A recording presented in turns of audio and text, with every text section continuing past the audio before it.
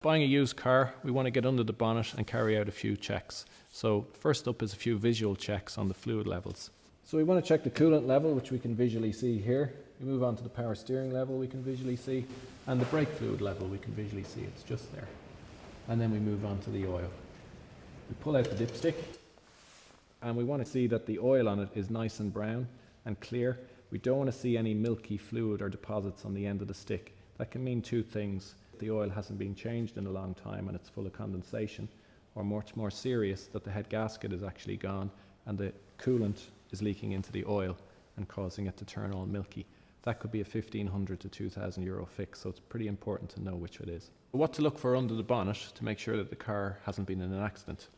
First thing to check is the bolts that hold the car's wing onto the body. Check that these bolts haven't been removed and replaced. If they have, you'll usually see a little line around the edge where it formerly was before it had been taken off. Then moving on to the crossmember, check that it's all nice and straight and true and that the paint finish is the same all the way across, and compare the right to the left sides to make sure that they're the same.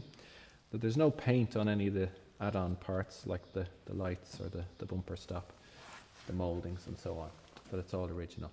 You want to check the chassis legs, again that the paint finish is all original, that one leg isn't bright shiny silver and one isn't all dirty, indicating that one of them maybe had been interfered with.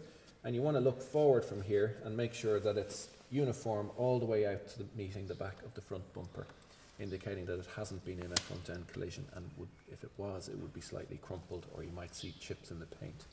So the next thing to check for is leaks. You want to check and see where the car was parked and see if there's any staining on the ground first of all. But failing that, we start with the cam cover. It's just a plastic cover just here on top of the engine, and just below it and around the perimeter of it there will be an oil seal. It's probably only a 15-20 euro seal. If it's leaking though, it can create an oil leak all the way down the engine.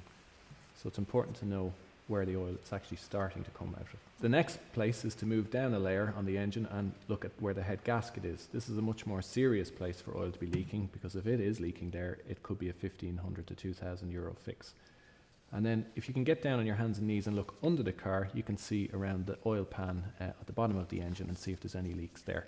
So it's kind of like seeing where the oil is emanating from, because it could be just a simple oil leak from here, could be drenching the whole front of the engine. So you always look at the highest point the oil is coming from, and that's usually the source of the leak. A very simple visual inspection to do before buying a second-hand car.